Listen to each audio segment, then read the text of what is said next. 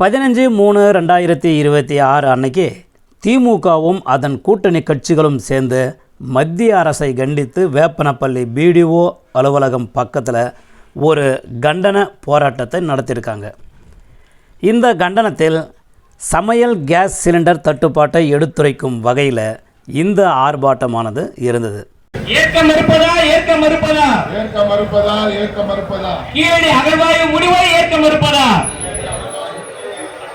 தடுக்காதே தடுக்காதே தடுக்காதே தடுக்காதே தமிழ்நாட்டின் வளர்ச்சியை தடுக்காது தமிழ்நாட்டின் வளர்ச்சி தடுக்காது சிலிண்டர் எங்கே சிலிண்டர் எங்கே வாய் சவாடல் மோடி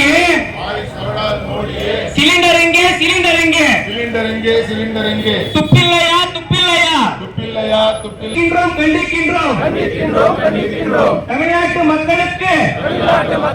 துரோகம் செய்கின்ற மோடியை கண்டிக்கின்றோம். இந்த ஆர்ப்பாட்டத்தில் மாநில பொதுக்குழு உறுப்பினர் திரு ஜெயராமன் அவர்கள், கிருஷ்ணகிரி மேற்கு மாவட்ட துணை செயலாளர் திரு வை சின்னசாமி அவர்கள், மாவட்ட இளைஞரணி துணை அமைப்பாளர்